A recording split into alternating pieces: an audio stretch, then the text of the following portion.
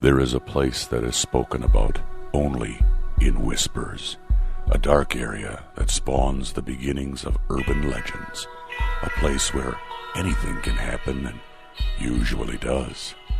During the light of day, it hides just outside of view, but when the sun goes down, spirits, creatures of the night, roam free, and things do go bump in the night.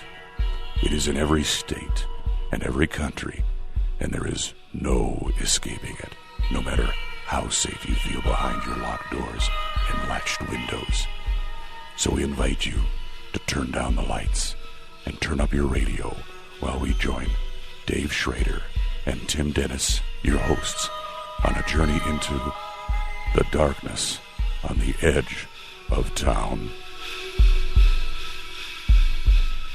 Hello and welcome. You're tuned into the best in paranormal talk radio. This is Darkness Radio. I'm your host, Dave Schrader, along with me, Tim Dennis. Hello, Tim. Hello. I'm back at it, son. I'm out on the road again. That's having fun with my friends. Yeah. I don't know the rest of that country song, Tim, but we're back at it. It's all right. We're out here staying safe. I want to address something a little weird, if Sure. you don't mind. Go ahead. Before we get started. The world is in a crazy place right now. Yep. And just keeps getting crazier. And, as somebody that's in the media, we're put in a precarious position from our followers and friends of the show. Mm-hmm. They want us to weigh in on things. We are special and our voices should be heard.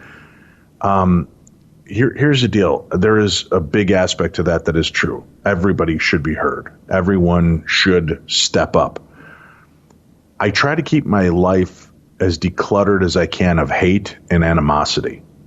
That's why we don't talk about politics. We don't talk about a lot of what's going on in the world. We try to keep this place a safe haven. And although we try to avoid COVID, a lot of the stories that came up were COVID related, people being locked in a quarantine house that was haunted. But we're not making that the crux of the story. Yeah. And we've dabbled with that with true crime as well, because there's been a lot of dumb crime, stupid criminal COVID cases that, are worthy of our time. Obviously, our great state of Minnesota has been in the news for quite a few weeks now. And people are asking what our thoughts are. And I've been reluctant to post or say anything because everything that's said seems to be corruptible and can be misread. And I posted finally something I thought that captured the true essence of what's going on. Only because I just thought it was so beautifully and eloquently stated in this image. So I posted it and made it available. And unfortunately, exactly what I was afraid would happen happened. And what it was is a beautiful little African-American girl holding a sign that said, "We said Black Lives Matter, never said only Black Lives Matter. We know all lives matter. We just need your help with hashtag Black Lives Matter, for Black lives are in danger." I just thought that was one of the most succinct, beautiful sentiments of it all. When people are supporting Black Lives Matter, it's not saying that other lives don't matter. It's saying that in this moment, in our point in history, these last few weeks, it's important that the Black community, African American community, knows that there is support out there. And I thought this succinctly said that, it's not saying that Black lives are the only lives that matter. It's never said that, of course it's understood all lives matter. It's just right now, let's all stand together as a community. And if these moments can stop where brutality is taken out on anybody, police have a job to do, and it's a tough job, and it's in a job of heightened stress and bad decisions are made. New protocols need to be put in play. New training methods need to be put in to teach people and monitor these things. And when you have officers of the law, the ones that are there to protect and serve, when they are not following the letter of the law themselves and they're doing improper things that cost lives, penalties should be put in play. I come from a long line of police officers. You know, my biological father was a cop. My great-grandfather was a cop, his father before him. So I am friends with police. One of my closest, dearest, best friends is a police officer. And these are good, moral, righteous men. It is not easy to state because when you post a Black Lives Matter, people then think you're turning your back on law enforcement. And if you place something that says that police lives matter as well, then you're racist. It puts people like Tim and I in an awkward position because there's no one clear way to say how you feel about these type of situations without seeming to offend somebody. And in placing that one simple picture up on my Instagram and Facebook page, it drew so much ire and anger and hatred. I've spent most of my day just erasing the most inflammatory comments because I don't want to live in a space full of hate all the time. And it's not me keeping myself isolated or insular from the world around me. It's we have enough chaos around me. I'm going to try to control the little things I can. Mm-hmm. So we don't always post about these things. It doesn't mean we don't care. It doesn't mean we don't have skin in the game. It doesn't mean that we don't have a strong moral compass. Listen, my daughter is half Black. Tim's life, his stepfather that he loved very much was Black. And, we're not immune or deaf to the needs of the community that's in such chaos right now. And people do have to realize there is a difference between protesters and looters. You are correct. The people exploiting, looting, damaging, starting fires, and provoking fights, they are not the protesters. There is a difference. There are some that take advantage of a situation of every race to do as much damage as they can in these critical moments. And lumping protesters in with the people that are doing the real harm is unfair. Lumping people in that support the Black Lives Matter campaign and saying that then they don't believe in this, that, or the other is ridiculous. What we're just saying is right now we all need to be together. I'm embarrassed, Tim, that it's 2020 and we still judge each other by the color of our skins. Oh, tell me about it. Yeah. That we are still in a position where that matters. Oh, well, this group acts like a bunch of animals when this happens, or that group acts like psychopaths when this happens, or the whites are always No, there's no one race that's ever right. There's bad people in every race, every gender, every religious belief system. You will find bad people across the board. There is no one specific group that is immune to any other. So what we need to do as humanity is just come together and stop the bullshit, stop the hatred, stop the slinging. But Dave, I already hear your emails. Don't email me. Don't send me your hate bullshit. I don't want it. I don't need it. I don't have time for it. Yes, we do need to come together. And there has to be somebody that bends. Let's be the ones that bend. And I'm not speaking for the white race. I'm speaking for all listeners of every race, religion, and creed. Be the first to bend and start to understand, because if there was more understanding and more patience with one another, there would be less agitation and anger, leaps to frustration, because then the new norm would be understanding that people are going to try to be more loving and caring and understanding of one another, accepting of each other's differences, instead of automatically assuming it's them against us in any form. So this is all I have to say on all of this. And there is no right answer specifically, because every answer will piss off some other grouping. We are about love. We are about entertaining and having fun together. We love every one of the listeners that go along on this journey with us. And we don't care what their background is, how they were raised, what color they are, what religion they believe in, what sexuality that they're a part of. And I'm going to reserve my right as a human to not post things that I think will incite anger from either side.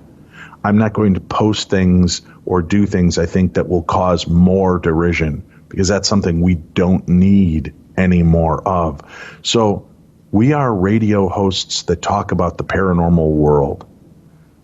Please accept us for who we are, and don't question us or think that we're cowards because we don't stand up and thrust our fist in the air one way or another. We're trying to do a very hard job, which is to be peacekeepers, to stand in a place of love for all. And that's all that we can do. And that may sound like a cop-out, but by setting good examples of not leading people into tirades of hatred, by not leading people down pathways of ignorance, then there is nothing that will incite you from what we do.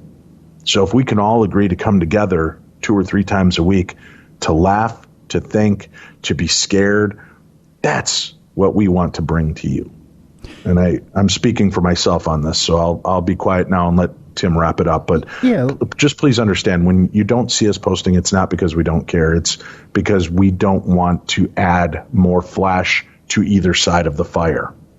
If I can just add to what you've said, and it's this. I have a stepdad, stepsisters, cousins that are black, and I have a very good friend who works on the south side of Minneapolis for the Minneapolis Police Department that I got to know through IWI Wrestling, former wrestler. And man, my heart's been torn for over a week and a half. Torn in that, not on one side or the other, because there's nothing to be torn about there. Torn in that I worry about everybody. And that's as much as you're going to get out of me. I worry about everybody's safety. That's what I worry about. That's all you need to know. I just want everybody to be safe, be happy, be loved, and be treated as equals. And I'm most disappointed in the people who call themselves my friends, who have hit me up unsolicited on social media and have thrown their opinions at me first. Not, hey, Tim, how you doing? I really appreciate those people who just want to know how I'm doing and want to know how you're doing and want to know that we're safe. That's it. Hey, are you safe? Yeah, that's fine. With the misconception that we live in the middle of South Minneapolis, which, most people don't know where exactly we live, which that's okay. And we appreciate that. But it's the people that go, well, I think this. Well, you know what? I don't give a shit what you think. I read your opinion on your board, and I get it. That's what you think, one way or another. That's fine. Well, and let us clarify. When we say we don't give a shit what you think, it doesn't mean we don't care that you have thoughts regarding this. But bringing it to our doorstep, throwing it on our pages and loading our email with hatred that's unsolicited is what we're talking about. Right, and I didn't finish my thought there. But that's exactly what I meant. I don't give a shit if you throw it on my doorstep. I don't care. I don't care. If I want to go read what you think, I'll go read what you think. The deal is, I'm not throwing it out there for you to see, because it's what I think and what I feel. And what I think and what I feel is personal and private to me. I have skin in both games. And I'm going to keep it that way. We do things behind the scenes as well, donations and support and love that we don't feel we need accolades for. We don't need to piss people off because somebody will take a good move and turn it into something else. And you may think that we're being oversensitive about this. But listen, we've raised hundreds of thousands, if not almost $1 million worth of charity money. And in doing so, we've even had people attack us saying that we've only given a portion of the proceeds to charity and that we've ripped off charities. When we've had the people there from the charity collect every dollar, every penny that comes in, we don't even touch the money. People always want to weigh in, not knowing what they're talking about and just looking to cause problems. So it's easier for us to try to be the place for you all to come for fun and enjoyment and entertainment, and let the rest of the world feed you the rest of the information you seek. Our opinion to you really doesn't matter, except for the fact that know that we're on the side of right, love, kindness, forgiving, understanding, and tolerance for all. And that should be all that you need to know about Dave and Tim and where we stand on these moments. Fair enough, Tim? I guess so, sure. Well, I mean, do you disagree in that? No, I don't disagree at all. No, Right. No. I know there's so much more. It's like we both want to add, but adding will only end up giving you again more fodder to be an ad. I can already. We're not even done recording this episode, and I can already precognitively tell you I'll have 30 emails regarding this within the next 24 hours that will have missed every point that we just made. So it's a weird time to be alive, man. And I just hope people will find a way to find peace in themselves and with each other and come together. With that said, let's get started. We've got some news to share. We've got your stories to share as well. And Tim, I've been talking about it. It's time to put the big news out there. There's a 1-hour special that premieres this Thursday, June 11th at 10 p.m. Eastern and Pacific time, 9 p.m. Central and Mountain Time, I believe.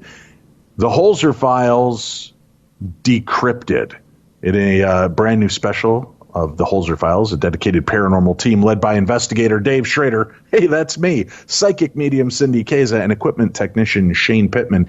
We're investigating terrifying true hauntings from the recently discovered case files of America's first ghost hunter, Dr. Hans Holzer, and exclusively reopening Holzer's most captivating case files for the first time.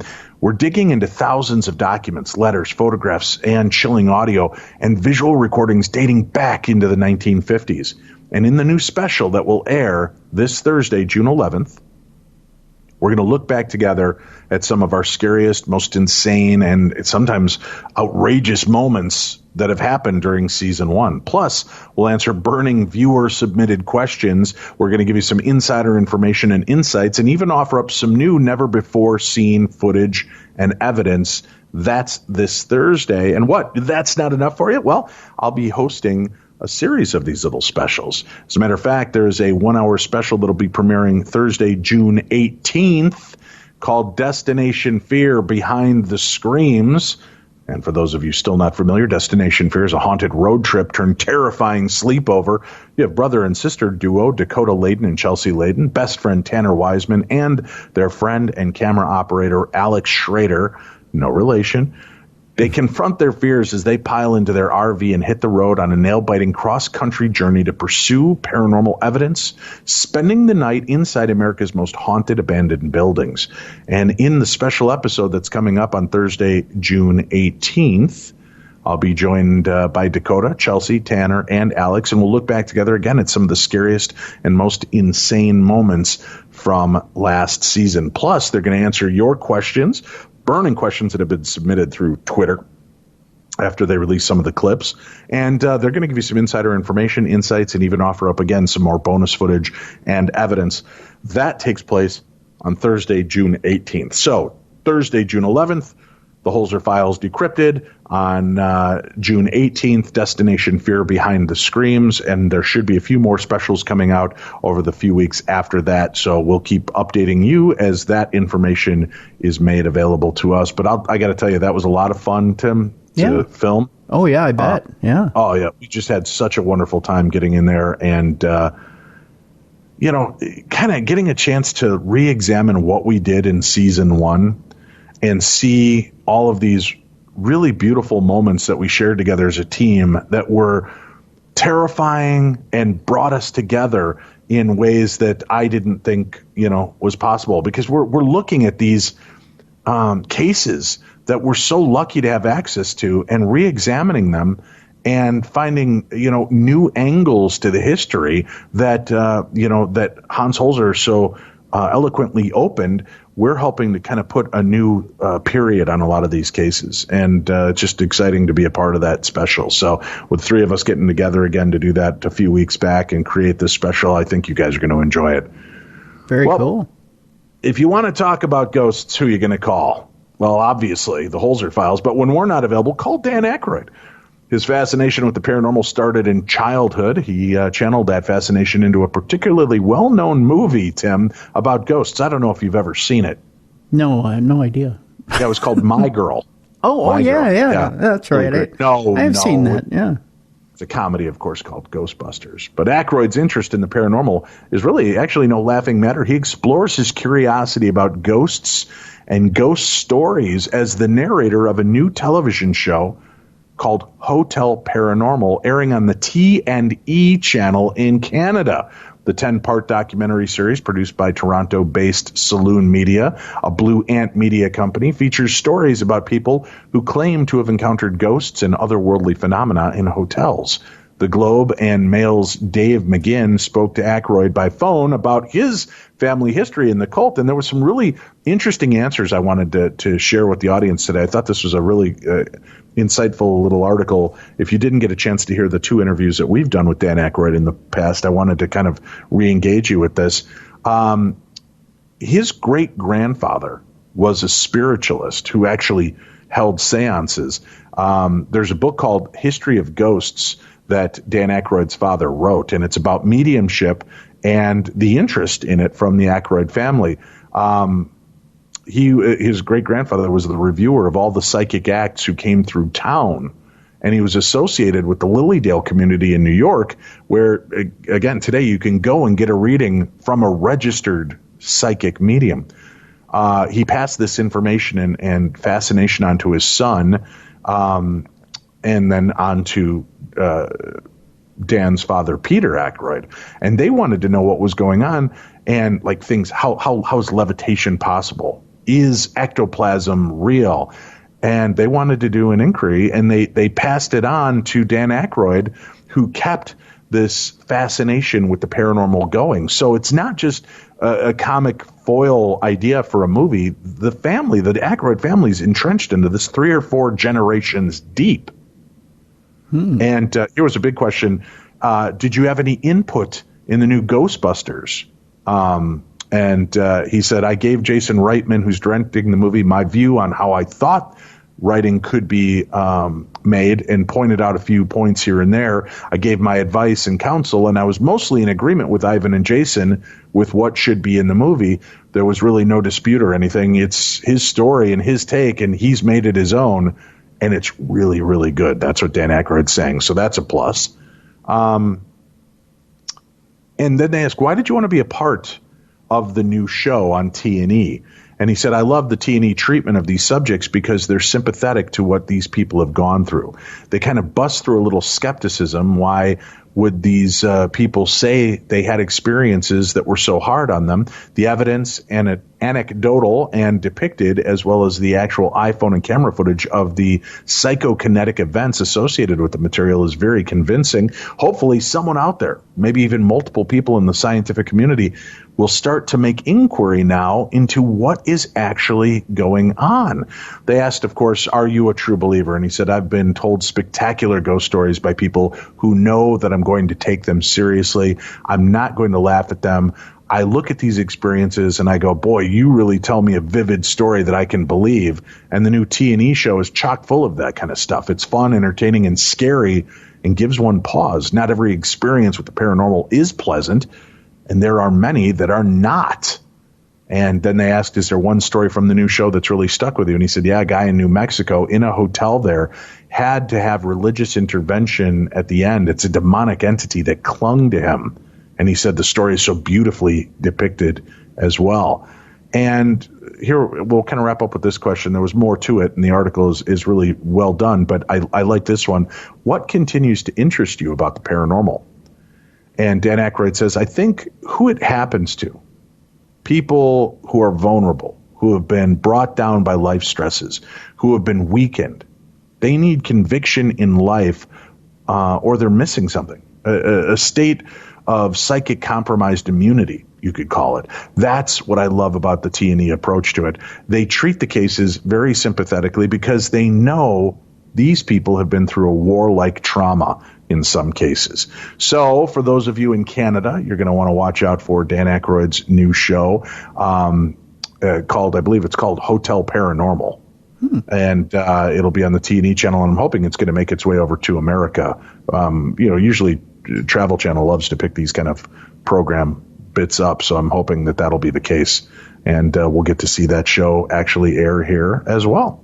Most definitely. I think besides backing up the Brinks truck to get him involved with a paranormal series, I'm wondering, getting him, what it would take to get him involved with a paranormal series after all these years. Because, years ago, we had him on to talk about the DVD he had on UFOs. But that was the UFO set. Now there's the paranormal set. And we did talk to him about ghosts and whatnot, too, years ago. My thought is to get him involved in a regular series on television, to get him that much exposure on the paranormal. I don't know. I wonder why the TV turn instead of the focus on movies. To me, it's kind of an odd career choice, but a cool one at that. Well, he's done other TV programs like this in the past as well. Where he's investigated the claims of the paranormal. So, yeah, it's great to see him kind of come back to this, and I look forward to seeing what his insights are on these cases as well. Yeah. A scared man films Annabelle dolls in his home moving on their own. And according to this article, Tim, it's the stuff of nightmares. Uh-oh. Are you ready for this? I'm ready. According to the author of said article, Marina Palouse, she says, I said it when I was 8, and I'm saying it again. Dolls suck. I have no idea why kids love them with those lifeless eyes and terrifying smile. They are made to scare people. I got to agree. I've been to a lot of haunted places, and I've been to antique shops all around. And when I see some of these dolls, I'm like, what in God's green earth made them think, yeah, this is something kids are going to love? Yeah. Some dolls are terrifying to look at. They're not the best thing, no. They're the things and stuff of nightmares. Yeah. Well, you'd think some people would grow out of their fear of dolls. However, that's not the case for all. Like one gentleman in particular who ended up experiencing something paranormal at his home when he was all alone.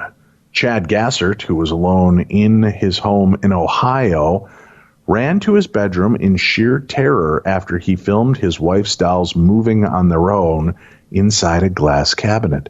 The twist here is this is the second time that this has happened to him. A few months earlier, Chad had experienced something similar with the trio of dolls in his home, which is why he decided to film the paranormal activity in his living room just so he could show everyone. The spine-chilling footage shows one of the dolls move forward on its own accord as Chad films the glass cabinet where the porcelain dolls were kept. And they are 3 creepy-looking, just doe-eyed, baby-like dolls. Just with those dead black eyes. While the camera continues to film as Chad repeatedly says, "The dolls keep moving," a pile of clothes falls onto the floor with literally no one near them. All right, so you've got multiple things that are taking place. Chad then completely loses it in the video as one of the dolls tips over sideways with its feet knocking against the glass cabinet. I'm in my room right now watching the door. I wish it was trickery. Wife is gone at the moment. I'm the only one here. I'm still a little shook. I went to my bedroom and was looking at the door waiting for that MFer to bust through it. This is the second time this has happened now. Last time was just the doll that moved, and now a completely different doll is moving, and clothes just fall off the couch. It only happens when I'm here by myself, he was quoted as saying by the Lad Bible, Tim. After Chad posted the footage online, naturally people could witness the paranormal happenings as some of them claimed to see a pair of eyes behind the doll just before they moved, and a couple also said they saw the doll sit straight back up. Of course, people offered Chad a string of options, the most common one being to leave the damn house immediately. Some even suggested he just straight up burn the dolls. What do you think of that, Tim? Should he just burn the damn dolls? No. Here's why. And here's the theory that I've been thinking of. No doll has ever straight up gone Chucky on anyone, as far as we know. And I don't know of any documented cases where a doll has straight up. I thought we had an episode or two of Theater of the Mind where people were kind of terrorized by a doll. I mean, it didn't end up cutting their Achilles heel or try to, rip their jugular out. But there have been a few of these dolls that have scared the living poop out of people. Scared them, yeah, but not to the point where it's picked up a knife and chased them through the house and slashed them up. And, a cop has caught them in the middle of, making them into Vichy Soir or whatever. I mean, it's, so in my opinion, you're not in danger. I mean, sure. I mean, maybe the doll can manipulate something to fall on you, but I don't think ever kill you. I mean, I don't know why I'm repeating everything twice. Maybe I'm afraid of the doll, but I don't just want try to convince yourself. Right. Maybe there's a doll within reach somewhere here in the little studio. I don't know. I'm looking around real quick to see, but I'm thinking to myself that there's not much of a Danger was a band back in the 80s. But, I'm thinking, why not? Why not take the chance that not much is going to happen? Don't kick burn it. Yeah. Right? I mean, if you see the doll chucking at you, you just reel back 1 foot and send him across the room. Well, here's the thing. What's wrong with a good old-fashioned wrestling match with a doll? Get a few shots in. I like it. Yeah. Unless they have like supernatural strength or something, but they're still tiny. How much supernatural strength can a little doll have? That's right. And if it gets down to a good old-fashioned West Side Story knife fight, I think you're going to win. I think you've got the size advantage. I gotcha. When you're a doll all the way, Tim. That's right. Hello, Tim and Dave. That's how this email starts off. Hiya. And then it goes into parentheses saying, my girlfriend made me put Tim first. Yeah. See? Yeah, Charles, I knew this wasn't a natural start to an email. This was a very brief experience lasting only seconds. That's what she said. It happened tonight on the 1st. I ran down to Hy-Vee about 6 miles from where I live after my fiance got home from work to get spaghetti stuff. I get the stuff, was there probably 5 minutes. I head back out on the road to leave the larger town just south of where I live. About a mile up the highway, I was driving in the dark when my radio decided to mute itself after a few seconds of static. In a split second, on this divided 4-lane highway, 2 large shapes rushed past my Jeep going the opposite direction. They appeared to be very large, dog-looking shapes, bigger than mastiffs. I jerked the wheel in a panic to the right and touched the rumble bars momentarily. After a minute of heart palpitations, I resumed home. They were nightmarish. Thank you and have a good week. That comes from Charles and his overbearing girlfriend insisting on putting your name first from Nebraska, Tim. Oh, well, thank you very much. I appreciate that. That touches my heart today. Whatever. Our next one says, oh boy, I don't even know how to, they're really going deep into the thesaurus for this one, Tim. I don't even know how to say these words. Okay. Decidious, Deciduous, whatever. Decidious Dave and Territory Tim, Tertiary. I don't, got to whip out the old thesaurus, Tim. Excuse me while I whip this out. Whoa. Yeah. I found your guys' show about a year ago after an appearance on Talk is Jericho. It would seem wrestling marks and interest in all things paranormal kind of go hand in hand. They do? Interesting phenomena. He writes, I was a huge Art Bell and George Norrie fan, so after finding you guys, I've been hooked ever since, even going back into your archives to listen to some older stuff. Thank you. We appreciate that. Thank you. Yeah, very nice. I'd call your hotline, but I have, as they say, a face for radio and a voice for print. Ooh, I've never heard that. A voice for print. I like that. I've never heard it either. Good one. My story goes along with a lot of the Navy stories you've been hearing about and reporting on lately. I enlisted in the Navy in 2003 and was retired in 2009 after a freak accident cost me my right leg above the knee. But that's a story for a different show. No. This story goes back to my 2007 deployment on board the USS Mahan.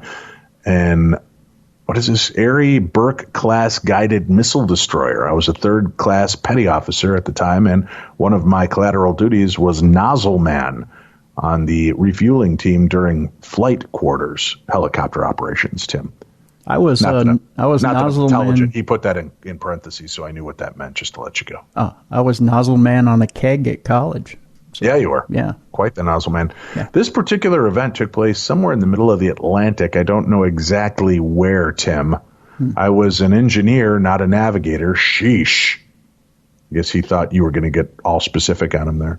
Oh. Anyway. Sorry. It was somewhere in the middle of the Atlantic, and I believe it was July. We were conducting nighttime destroyer landing qualifications. It was an eerily still night, and more eerie yet was the night sky was starless, so navigating the flight deck was a bit treacherous. We had all taken our positions on the deck in anticipation of the helo to arrive. We were out there for what seemed to be half an hour, but no sight of the helo. It was running behind schedule.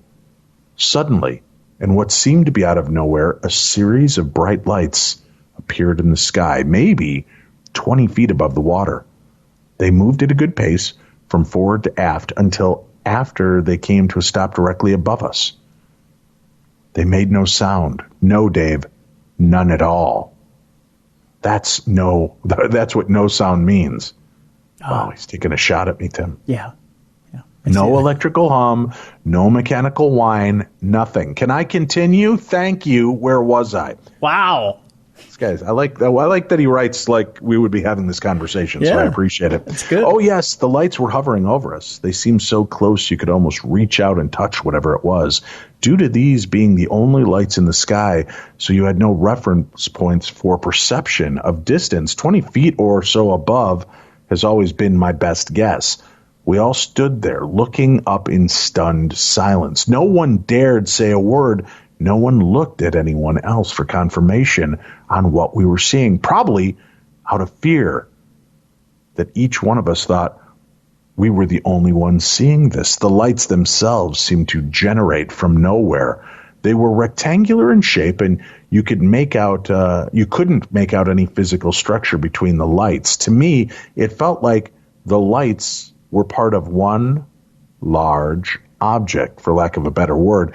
I say this because while there was nothing you could visually or audibly discern from it, from the way the lights moved in unison was just too perfect to have been multiple objects, and it seemed to generate an almost palpably large energy. I'm unsure on the passage of time that object hovered for, but at some point a new light appeared in the sky at the horizon. After a few moments, we could hear the familiar whine and chop of a helo as it came closer. As the helo got nearer, the silent object appeared to get either bored with us or irritated that someone else was about to join our party. It quickly moved off toward the bow of the ship and onward from there, leaving just as silently as it had arrived. I'm not sure when it actually disappeared from sight, as I didn't want to get caught rubbernecking at the thing.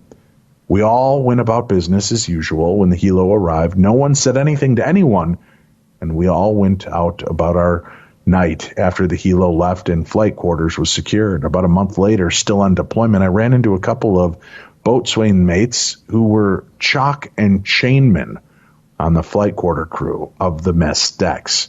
Sorry about the long sentence here. I feel like William Shatner and just inserting commas and semicolons. I'm horrible with punctuation. I was like, hey, do you guys remember the night ops we did last month? They were like, you mean the one with the effing UFO? I'm like, holy shit. So I wasn't the only one that saw it. They said no. And that they discussed it with some of the other guys as well. There wasn't much talk other than that. I think for me, there was just the need for confirmation that I wasn't alone in what I saw in the dark. Eerie, starless night. I still remember it like it just happened last week. I'll forever be a believer in the unknown after that night. Not sure what it was, but I'm hoping that since the Navy is releasing reports on UFOs, that maybe one day soon it'll at least be acknowledged, be it alien in nature or some sort of experimental craft, the latter of which I highly doubt due to its nature and behavior. So that's my story. Hope you guys enjoyed it. Keep up the good work, Tim and Dave. Cheers from James Robbins. Sorry. Oh, that was a hell of a story, James. Thank you for sharing that with us. Yeah. I like that. I like when we can hear from our service people who have had these experiences. I don't know about you. It just always makes it feel more real. Yeah, most definitely. Most definitely. Yeah. All right, let's take a quick break. We'll come back. We've got more to discuss, more stories to share, more news from around the world right here on Darkness Radio. I'm Andrew Saul, Commissioner of Social Security. Beware of telephone scammers pretending to be government employees. Real Social Security employees will never threaten you. Callers threatening you with arrest or other legal action and demanding money are not from us. If you receive a call like this, hang up, do not provide them with any form of payment or information. Report the call at oig.ssa.gov. There are everyday actions to help prevent the spread of respiratory diseases. Wash your hands. Avoid close contact with people who are sick. Avoid touching your eyes, nose, and mouth. Stay home when you are sick. Cover your cough or sneeze. Clean and disinfect frequently touched objects with household cleaning spray. For more information, visit cdc.gov/COVID-19. This message brought to you by the National Association of Broadcasters and this station. We are back. This is the best in paranormal talk radio. I'm Dave Schrader. That's Tim Dennis. This is Darkness Radio. Are you ready for more tales of wonder from around the world, Tim? Boy, am I. Don't order the spirits. Ghosts are haunting the pub run by bake-off judge Paul Hollywood's girlfriend, according to spook hunters, Tim. Really? Yeah, ghosts are haunting the pub run by bake-off judge Paul Hollywood's girlfriend, according to spook hunters. They claim 36-year-old Melissa Spalding's boozer, the Checkers Inn, is known for giving scared staff a bit of a soggy bottom, Tim. You heard that right. Paranormal investigator Andy Ayers, 51, said a lady who worked there saw a rocking chair rocking on its own accord, glasses smashing freely and regularly. Paul, age 54, met Melissa at the pub, which is also his local in Smarden, Kent. It is also claimed the spirit of a soldier from the Napoleonic Wars, apparently murdered while staying at the 14th century coaching inn, has spooked people there. And it is even said that the ghoul of the notorious 18th century highwayman Dick Turpin has been seen there, Tim. Nobody wants to see a ghoul named Dick. I never did anything to that Turpin, Dave. You can't prove anything. No. There's been reports of a rough, handsome man dressed in green velvet, a tri-corner hat, and riding boots. Green velvet? Do you appear on Wild Wild West? Talk about a weird, obscure reference. Spook hunter Mr. Ayre said the Dick Turpin link is probably a bit spurious. He would have to have been very busy to get around to so many places. The Napoleonic soldier link is more realistic because there were more of them, hundreds, if not thousands, who would have gone into that pub, Tim. Wow. Huh? Wow. Huh? Wow. So I know what you're thinking. I can almost sense it in the way that you look at me, Tim. You do? You're thinking, but Dave, could that possibly be the only reality show and star story that we have this week? Is that really all that you brought to me? Is that all, Dave? Tim, why do you have to ask so many questions? Can't you just go with the flow and see what else I've got to share with you? You know me, Dave. I'm not a passive ninny just sitting here pushing buttons. Okay, I'm a passive ninny that's just sitting here pushing buttons. But, Dave, is that the only story you brought to us from a reality show this week? 90 Day Fiancé, Paul Stolly. How do you say that? I don't watch 90 Day Fiancé. Tim. I don't watch it. I don't either, no. Yeah. Well, have. I've got a reality story for you, Tim. Okay, sure. Yeah. If you're ready. Yeah. I'm ready. Yeah. He believes that he's convinced that his house is haunted. The TLC celeb got the scare of his life after filming what he claimed to be a ghost in their living room. Paul shares the haunted house with his wife, Karen Martins, and their son, Pierre. His mom, Edna, is allegedly living with them as well. Is the creepy video enough proof to say that Paul Stolly's home has a ghost, or Is he simply being paranoid? Well, earlier this week, Paul Stolle got creeped out by paranormal activities at his home. The 90-day fiance veteran and the spooky incidents are becoming more frequent lately, he said, keeping him up at night. It seems Corrine Martin's husband is almost at his wit's end as these scary events continue. In a recent video post, Paul Stolle shared how the supposed ghost terrifies the household. He said the unseen entity usually does hair-raising stuff in the family room between 2 and 4 in the morning. Paul added that the ghost likes to play with his son's toys, particularly the bubble lawnmower, Tim. No. The bubble lawnmower of death. The 90-day fiancé celeb said that the toy would move across the floor on its own, even though it's not battery-operated. What? Paul Stolle also pointed out that the same toys, not tomes, Tim, same toys never move on their own in Pierre's room, making the incident even creepier. To prove his claim, words is tough, Tim. They are. Prove his claims, not to prove his lames. To prove his claims, Paul Stolle sent up a camera. I don't know why I can't speak today. To prove his claims, Paul Stolle set up a camera in his family room. The 90-day fiancé, happily ever after returnee.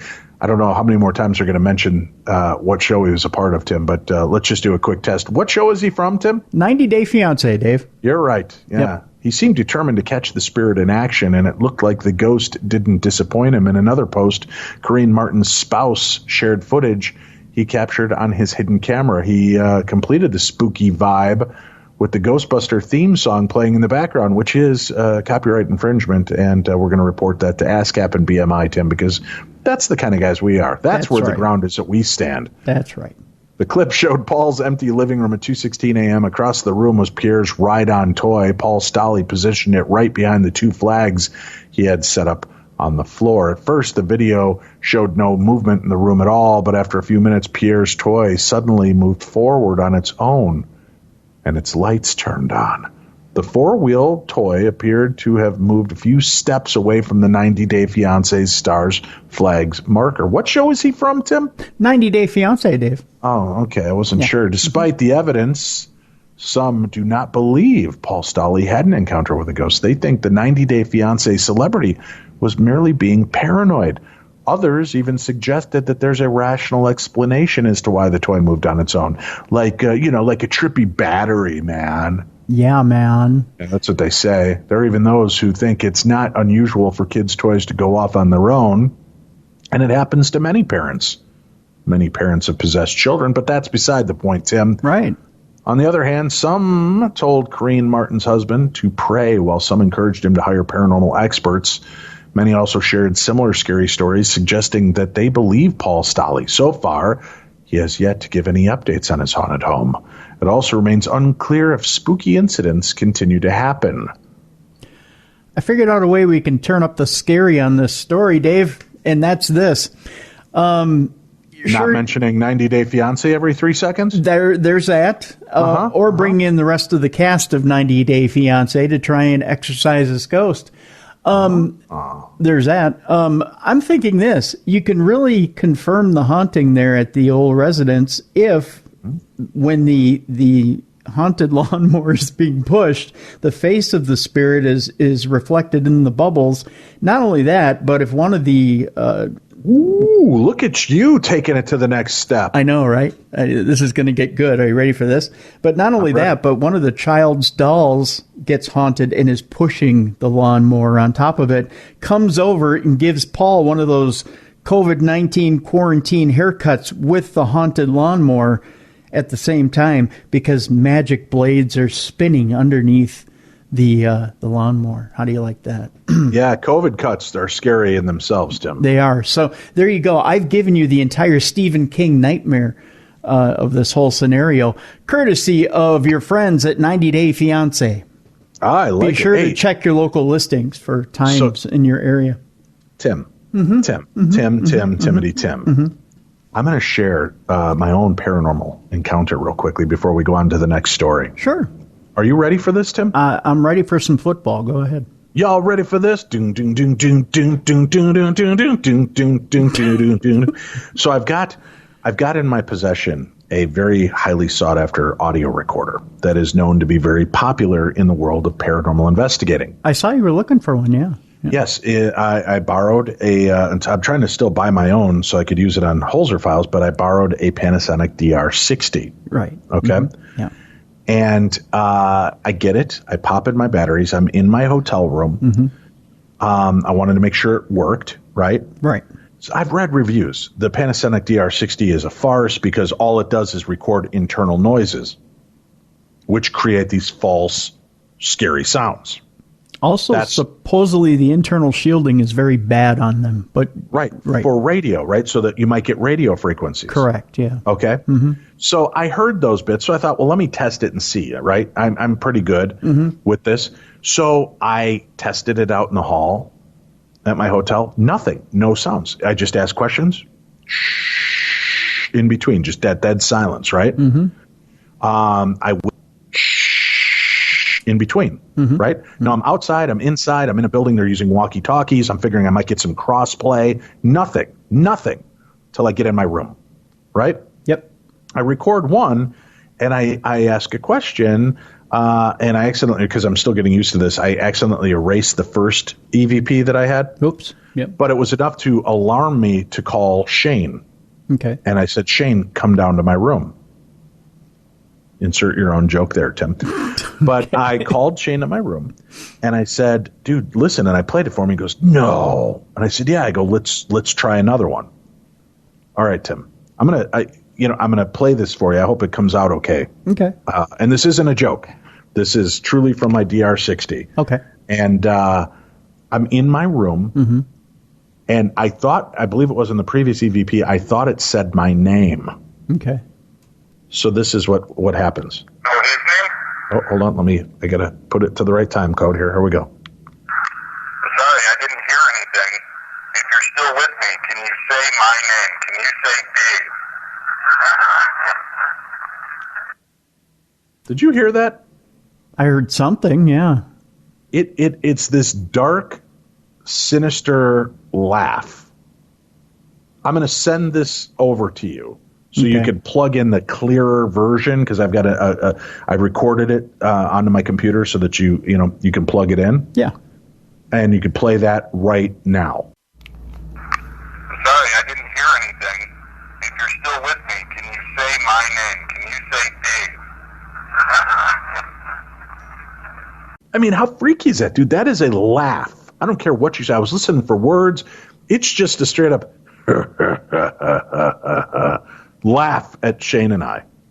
Weird. And we keep asking questions, and I got some more kind of mumbling, but it wasn't as defined as that laugh. And that was me sitting on my bed. Weird. In my room. So I have not EVP'd my bed again. I refuse to. I'd be EVPing all over your bed. Yeah. No, I don't want to. You see, when you turn on that light, Tim, you can't turn it back off. Oh, that's true. Play it again for the people. Play it. Sorry, I didn't hear anything. If you're still with me, can you say my name? Can you say Dave? That's some kooky shit. That's all I'm going to say. Yeah. So here's the beauty of it. I did take it over with me to the haunted location and try to record, and I was getting nothing in 2 or 3 of the places. Okay. I eventually get EVP, but this shows me that it's not just recording internal sounds. I even had people that have walkies and radios on set to test it, and I'm getting nothing. It's not recording stray radio frequencies. And this thing, can you say my name? Can you say Dave? Where are you going to get a stray radio signal that just does that? I don't know. I don't either. Yeah. Unnerving. You know, it's not unnerving when our lovely listeners call in to share their stories, Tim. And since I just shared mine, let's let one of our listeners shine, shall we? Sure. This is a call. Remember, if you want to be a part of the show, you can be a part of the show by simply calling our Voices from Beyond voicemail. You can email in your stories to dave@darknessradio.com, or you can record your story and email those in to dave@darknessradio.com, and we will play them on an upcoming episode. But let's take a listen to this week's call. Hi, Tim and Dave. This is Mary. My son definitely could see our relative who had passed when he was really little, and he doesn't remember any of it, but these were the experiences that he asked me to share with all of you, and he thinks it's really cool that he had this experience as a little kid. When he was a baby, his cousin died. She was 6, and he was 2 months old. And it was really tragic and awful. And we were honestly grateful that he was old enough we could fly up and see her before she died, and also come up when the services were. He got older, and the cemetery where she is buried is across the street from my parents' house. We were living in a different state. When we would come visit, we would always stay with my parents.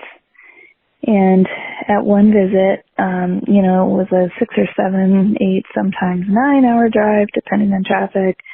My mom had told me that the bench, gravestone that they had planned for my niece was finally put into place, and she wanted me to go see it. So when we pulled up, she said, "Why don't you walk across the street and go and see the bench?" So Patrick and I went over, and he ran in front of me there was a field between the road and the cemetery, and he was running ahead of me. He's probably 2.5, maybe 3 years old.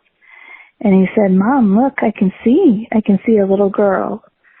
And I said, "Where, Patrick?" And there'd be no way for him to know which of the many gravestones was hers. And he pointed and ran right over and sat down on her gravestone, her bench, and said, "Mommy, where did that girl go? I don't see her."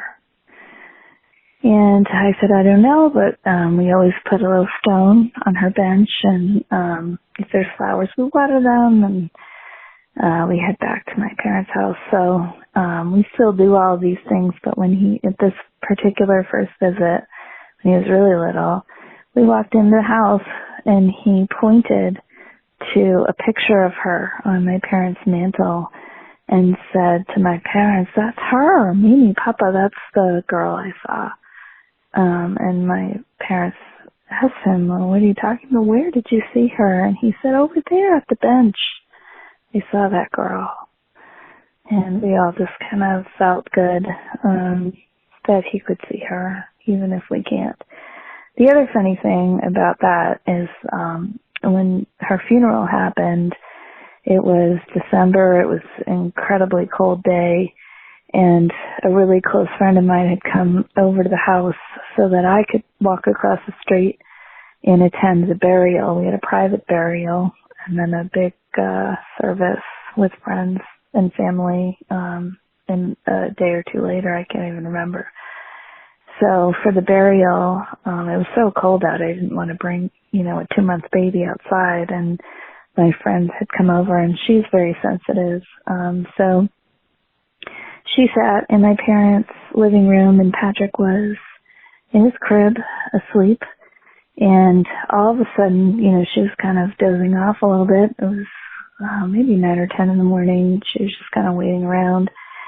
And Patrick started screaming, crying upstairs. And my friend looked out the window, and the hearse was driving by at that moment. And she ran upstairs and picked him up out of the crib and held him. And he immediately stopped crying when the hearse was out of sight. So that was also pretty cool. The other thing that my son has seen is my ex-husband's father. And one time on Veterans Day, he had died on Veterans Day and was a veteran. And we were all talking about Veterans Day, and, Patrick was still little. And so, we were talking to him, even though he was too little, we were just talking to him about what Veterans Day means and what's important, and that his grandfather was a veteran. And he pointed to a corner of the room and said, "Oh, I see him. I see him." And we said, "Who?" And he said, "I see that guy you're talking about. I see him. He's smiling at us." And he kept pointing to a corner of the room. So that was kind of cool. All right, so the last story was that I took Patrick swimming in the pool, and it was a pool, we lived in a condo. He happened to just toddle away from me in 2 seconds and fell in the pool, but he caught himself, and very quickly, it was all quickly and very close. I got him right out of the pool, but it was still a little scary, and he was crying. And my father-in-law at the time looked a lot like my husband at the time, my son's father. And so just after this incident, in addition to him pointing to that corner of the room and saying, "I see him," he kind of recovered from the shock of it and stopped crying, and he was pointing to the fence that was next to us. And he said, "Well, there's Daddy." And, my ex-husband wasn't there. And I said, no, that's just the fence, Patrick. And he said, "No, Daddy's right there. Can't you see him?" And we had this argument for a couple of minutes, and he kept pointing, "Right there, right there, right there. I see him. I can see him." And, my ex-husband and his father looked very, very similar. And Patrick had just insisted at that age that he was seeing somebody standing there. And, of course, it would make sense that his grandfather showed up to, be protective in that awful moment of Patrick falling in the pool. So if Patrick hears this, he's going to tell me about it. And I love that we all enjoy your show. Thanks, guys, so much.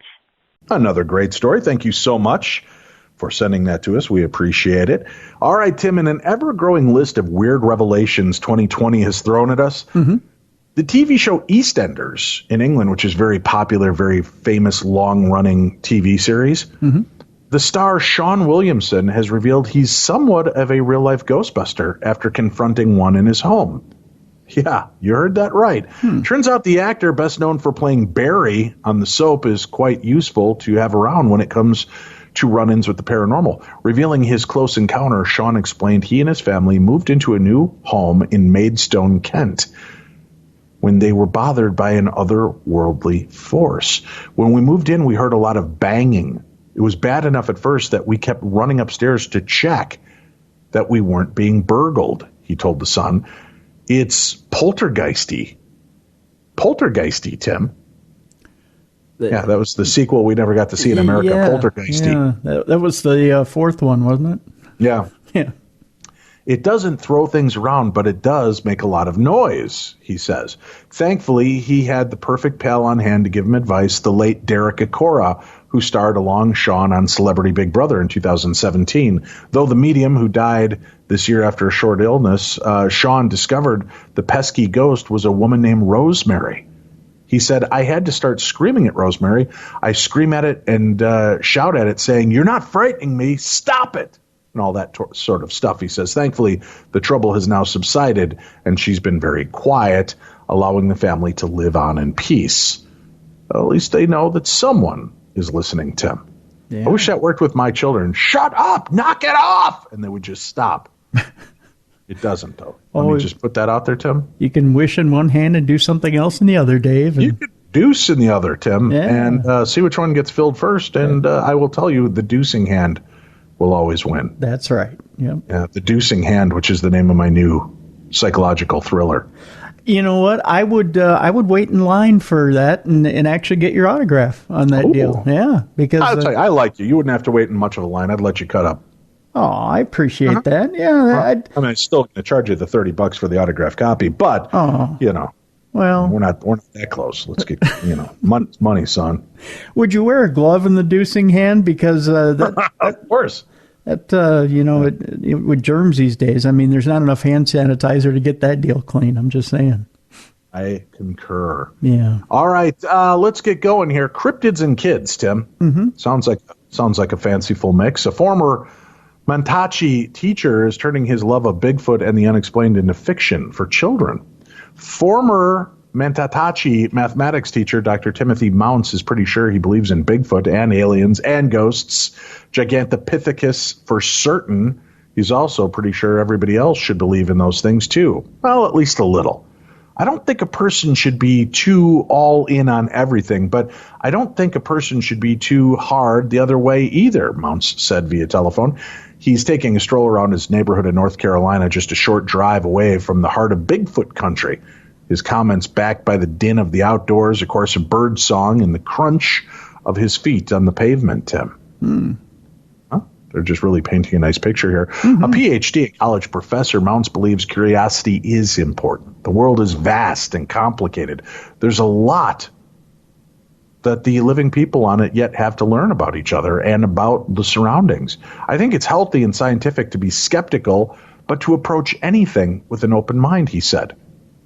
Unless, of course, Tim's trying to convince you to eat a mayo and Nutella sandwich. Oh! I won't be open-minded about it. Dude, no, the mayo goes on the outside of the bread when you're frying it. When you see that's how it goes. It's Mounts. I'm gonna just go back to the article and try to clear my palate of your nastiness. Mounts recently published his second children's book, Let's Play Tennis, a baby Bigfoot and baby Yeti book, under his semi-pseudonym, Dr. Mounts. That's not much of a pseudonym when your name is Dr. Mounts. The book tells the story of a group of friends, baby Bigfoot, baby Yeti, baby Sasquatch, and baby Giganto, who are sent to the store to pick up avocados and sun-dried tomatoes, but it doesn't take the crew long to get distracted by an impromptu game of tennis. And then for that impromptu game of tennis to be interrupted by confusion over the sport's baffling, at least outsiders, scoring system. Oh my God, he took what could have been a charming, wonderful book and is teaching us tennis, Tim. I can't stand for this. Well, with a name like Dr. Mounts, you got to have a gimmick. I guess. Yeah. Written and illustrated and published by Mounts over a roughly 9-month period, the book is very much a reflection of its creator. Honestly, it's quintessentially me. So lame and tennis-driven. Okay. Yeah. It's got a little bit of me and all my personalities in there, he said. That includes a love for tennis and Southern culture, humor and kids, and cryptids. Don't forget the cryptids. For those unfamiliar with the term, a cryptid, Tim. Come on, get in close. Let me teach you a little something here, Timmy. Sure. Okay. A cryptid, little Timmy, is a creature claimed but never proved to exist.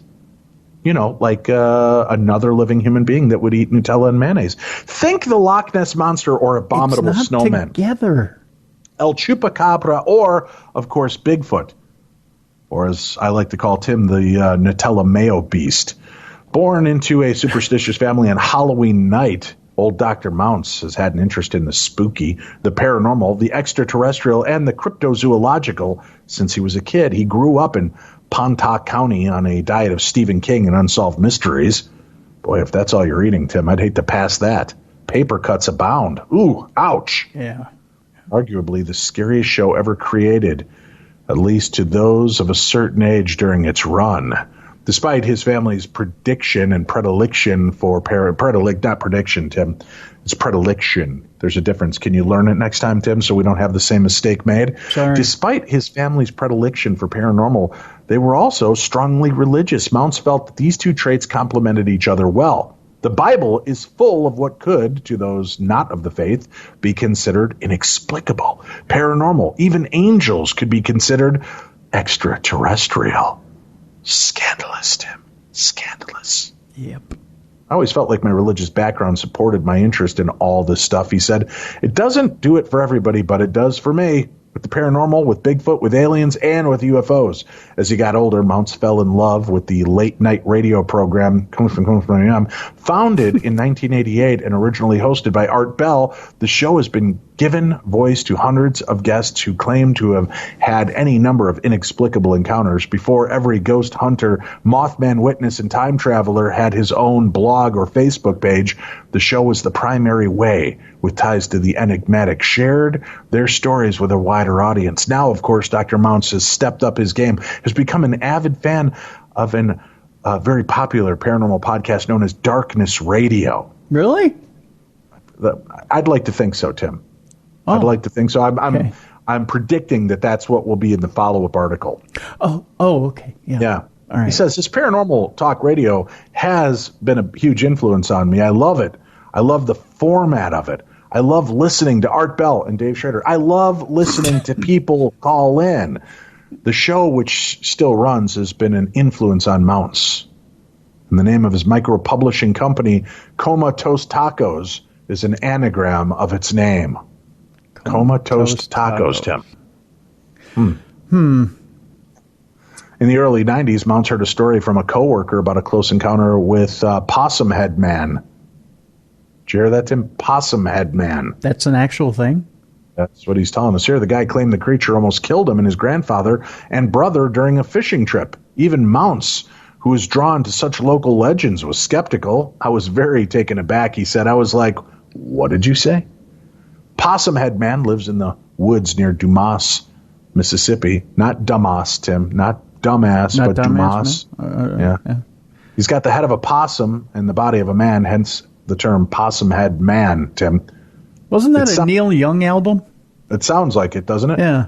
It sounded preposterous even for Mounts. I didn't know exactly how to take that. He said if somebody tells you a weird or strange story on the face of it, you can't take it seriously too much if it's just one person. But many years later, Mounts was recalling the story of Possum Head Man to a friend when one of that friend's coworkers said he knew of the legend and claimed to have himself survived an encounter with the creature. Years later, during his stint teaching at the Mantachi Attendance Center from 2002 to 2010, Mounts brought up the subject to fellow teacher Mark Neves, who said he was also familiar with the local legend. Neves, by the way, now co-hosts a podcast about cryptids with Mounts.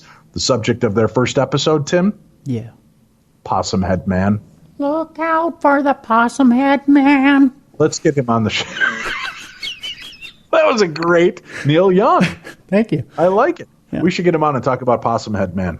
Tim, make it happen. I will. I'll find the guy. I'll lure him out with my Neil Young impression. There you should, yeah. Or scare him back in. I'm not sure. That just kind of blew my mind, Mounts said. It was probably spanning 2 decades there of many different people who all knew about the cryptozoological legend that just really blew my mind. Since then, Mounts' interest in local legends, the cryptozoological, the unexplainable, and all things strange has just simply grown. When he chose to try writing his first children's book, a decision he credits to his 2 young children, and the dozens upon dozens of children's books he'd read to them, he naturally used his interest in Bigfoot and his ilk as an inspiration to writing. The easiest way to write, he said, is to write about familiar things, hence Cryptid Children. The result was Squatching by Woods on a Snowy Evening, a semi-parody of the famous Robert Frost poem. That's kind of how my love for the paranormal and the mysterious melded with children's books, Mounts said. My brain has been inundated with children's books. The promotion of that book and now its follow-up took Mounts deeper into the world of Bigfoot fanaticism, to conferences, festivals dedicated solely or partially to the creature. Sometime back, Mounts attended a Bigfoot conference in North Carolina. While there, he took time to get to know some of the attendees and speak with a handful of locals about their Bigfoot encounters. I went out that this story is turning into a ParaShare as well, Tim. Yeah. I hope you enjoy the multi-layered complexity of the show even more when you see that I find news stories that are not just news stories, but also weave in their own paranormal narrative. Oh, I do. Not only that, but it got me thinking that it was a certain other show's host's birthday the other day. Oh, well, happy birthday to that other show host. I'm just saying. I mean, not that I was keeping track or anything. Happy birthday. I went out that first night to some local places, he said, knocked a few back, talked a little. I heard a lot of great stories. A few years back, Mounts went on what he describes as a personal Bigfoot journey, stopping by Bigfoot hotspots, landmarks, and museums on his way between North Carolina and Mississippi. In January, he traveled into North Carolina's Uwharrie National Forest Uwharrie. I don't know how to say Uwharrie. Uwharrie. Sounds good to me. Yeah. Considered a Bigfoot or a hotbed of Bigfoot activity, not a Bigfoot of hotbed activity, Tim. Of course, maybe Bigfoot's got a hotbed. Who am I to judge? Well, if it's smoking, don't come knocking. That's right. It's a very remote, isolated national park, he said. It's huge. Plenty of room for anything out there. Although he didn't have an experience on that trip, he's looking forward to trying again. If at first you don't succeed, Tim. Try again. Since penning his first book, Mounts has learned that real or not, a creature like Bigfoot can serve a purpose. The hunt.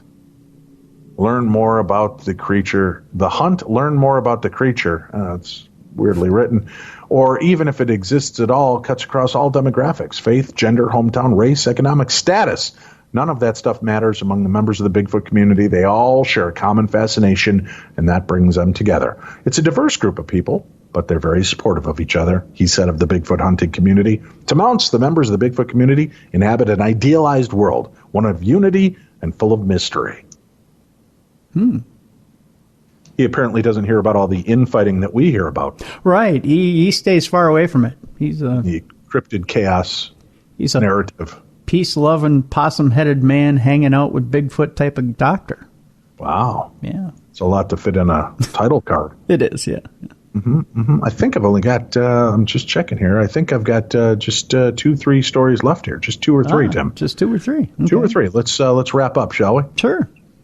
All right. Our next story, Tim, takes us to Bolivia.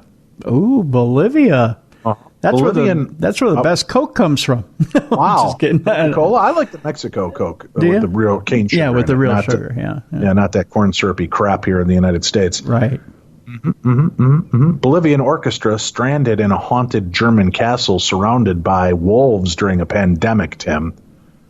A Bolivian orchestra group has been stranded in a German castle for 73 days after the countries closed their borders during the coronavirus pandemic. The musicians, some of whom are as young as 17 years old, they arrived in Germany, Tim, not Bolivia. Oh. It was just a Bolivian orchestra group. Oh, okay. So, no good Coke in Germany, I guess. No. They arrived in Germany for a spring concert tour just as COVID-19 crisis was beginning, the BBC reports. However, their concerts were soon called off as Germany imposed a social gathering ban. Their flight back to Bolivia was canceled after the country closed its borders as coronavirus precautions. Since then, the group has been staying safe at the Rheinsberg Palace, a 600-year-old castle located an hour and a half northwest of Berlin. Our bus broke down on the motorway. I remember joking that this was bad luck and perhaps our concerts would be canceled, but never did I think it would actually happen, said one member by the name of Carlos. The ancient estate was home to German royalty dating back to the 1500s, including Friedrich the Great. Jawohl, der Kommandant. They think that is who's haunting the castle's halls. We all joke that Friedrich's ghost is following us and trying to trip us up. I don't usually believe in such things, but it does feel as if there are ghosts on the grounds, said Camille Martella, a 20-year-old member of the orchestra. The castle grounds and surrounding woodlands are also home to more than a dozen pack of wolves. One member, Tracy Prado, said she saw 3 wolves while out for a walk. I froze in fear, but they were just play fighting and moved on. The nearby town of Rheinsberg has been mostly welcoming to the musicians who socially distance themselves and remain on the castle grounds. The group stays at a guest house on the estate, which has a kitchen staff that drops off food for their unplanned guests, which is very kind of them. People have also donated clothes to the group during their longer than expected stay. Meas Music, the festival at which the orchestra was going to perform, has helped raise funds for the group. Director Berno Odo told the BBC that the accommodation costs are as high as $38,400 a month. Whoa! Whoo, doggies. Some of the musicians are still able to communicate with their family members back home, but they say their temporary lodging is far from a vacation. People back home think we're in a fairy tale land. I've had hundreds of messages telling me to stop complaining and that I'm living like a princess in a German castle, Carlos said. We feel abandoned. The BBC reports that the Bolivian embassy hopes to get the orchestra home on a flight in early June. $38,000 a month. They eat a lot of Bolivian caviar, Tim. They have needs. I was going to say, what are you eating over there? Are you feeding the wolves, too, while you're at it? Well, you got to keep them at bay somehow, though, I guess. Yeah. I got to get back into this. We've got another story that's on the books, and then I have one that was sent to me by many people, but for some reason the story is missing now. So I'm going to look that up in a second here. But as we wrap out on ghosty stuff, let's do this. The New York house declared legally haunted, Tim, is for sale. If you got $1.9 million on hand for a new home, and you're okay with a 5-bedroom Victorian that comes with some, shall we say, history, Tim? Mm-hmm. What if I were to tell you it was haunted? Haunted, you say? Well, turns out I'm actually legally obligated to do that if I'm going to sell you the house, Tim. I don't know. Tim. I'm legally obligated to do that, and the infamous house that made the obligation clear is for sale. Now, it's tough enough to live in a haunted house, even if a ghost might be good company, but it's even harder to sell one. Many buyers, understandably, don't want to move in with a spirit, or if they're skeptics, they just might not like living in a place that's well known in local lore to be haunted and could attract other gawkers. So maybe if you're selling the house, you just won't tell the buyers. That's what Helen Ackley thought when she sold her Nyack, New York home in the 1989. And her failure to disclose her home's history led to the infamous Ghostbusters ruling. When Jeffrey Stembowski bought the home from Ackley, she declined to tell him about the full history of the Victorian charmer that dated back to the 1890s. The home, located at 1 La Veta Place, was somewhat infamously haunted, something the Ackleys didn't know when they bought it in the 1960s. But they coped. They claimed, among other things, to see the ghost there and that their bed shook quite often. But since no one told them back in the day, they kept quiet. When they sold to Stembowski, he wasn't a local. He wouldn't know. But he found out, and while the house was in escrow, decided that he didn't want to live in a haunted house, backed out of buying, and demanded his down payment back. Ackley refused to let him out of the contract or refund the money, and a lawsuit ensued. The case went all the way to the Supreme Court of New York on the question of whether the buyer could get out of a contract on the basis that the seller didn't disclose the house was haunted. And the court, surprisingly, Tim, said yes. Really? In a truly delightful ruling, the New York Supreme Court stated, in his pursuit of a legal remedy for fraudulent misrepresentation against the seller, plaintiff hasn't a ghost of a chance. I am nevertheless moved by the spirit of equity to allow the buyer to seek rescission of the contract of sale and recovery of his down payment. Oh, a clever writer indeed, Tim. Which included, the court ruled this way because the home had been included on walking tours of haunted houses and even featured in magazines of haunted houses, which included interviews with Ackley. Because she held out the house as haunted in the press, Ackley was not allowed to deny the existence of the resident ghosts, Tim. She couldn't do it. Couldn't do it. Yeah. So the court wrote, as a matter of law, this house is haunted. The real reason that the case is taught in law schools across the country, though, is to get the idea of what needs to be disclosed in contracts. Buyers need to beware, but sellers have a duty to disclose important things like ghosts, Tim. Ghosts? Uh-huh. Since the 1991 decision, the house on La Veta has become even more famous, and now it's back on the market, listed for a cool $1.9 million. The 5-bedroom, 5-bath, 4,629 square foot home is breathtaking, but for some reason hasn't sold yet. That's a shame, considering one of its previous residents was lead singer Ingrid Michaelson, who called it a magical home. It is a beautiful looking place, Tim. You got to say that. Yeah. Nice looking little joint. Okay, in our final story, Tim. Yes. Uh-huh. Mm-hmm. I've got to look it up here real quickly. Okay. So give me 1 second.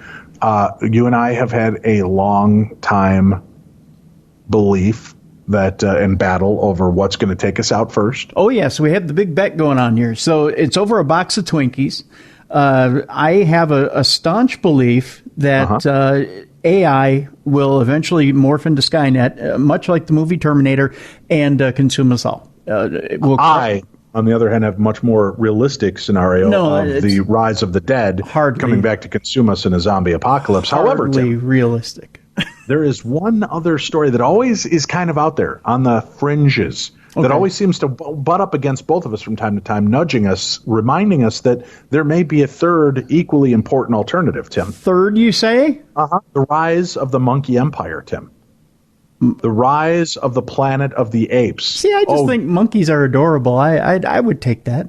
Let's listen to this story. Authorities in India say a troop of monkeys went bananas, Tim. When they attacked a medical official stealing blood samples belonging to patients who had tested positive for COVID-19. The incident occurred on the Meerut Medical College campus in the northern India state of Uttar Pradesh, where the medics had collected samples from 3 people suspected of being infected by the COVID-19 virus, according to India.com. An eyewitness video shows one of the monkeys chewing the sample collection kits on top of a tree. Part of the kits were later seen lying strewn on the ground, to the concern of local officials. Sky News, Tim, almost Skynet, reports that since lockdown measures imposed 2 months ago, monkeys have been congregating in places that were normally crowded with humans. However, some suspect the monkeys are struggling because the human food they normally consume has been severely reduced. Hence the start, Tim, of the Great Monkey Uprising of 2020. That's true. I'm just saying, he stole it, they lick it, then suddenly it goes into them, it turns into something else. One of them sneezes on a banana, Tim eats that banana, it morphs into a new disease, and suddenly the apes can talk, humans are subservient, and the world as we know it is upset. That's how I see it. Wait a minute, how did sneezing on a banana and me eating it or whatever turn into monkeys talking? Dude, I'm not here to judge. It's just science. Science, Tim. And that's it for this week. Thank you all for tuning in. We'll be back again next week with more supernatural news. But tomorrow, Don Wildman joins us. He joins us, Tim. That too. Yeah. Words is hard. Tomorrow, Don Wildman joins us as we unearth buried worlds, Tim, and look into vampire culture and more with Don Wildman. That's tomorrow, right here on the best in Paranormal Talk Radio. I'm Dave. That's Tim. This is Darkness Radio.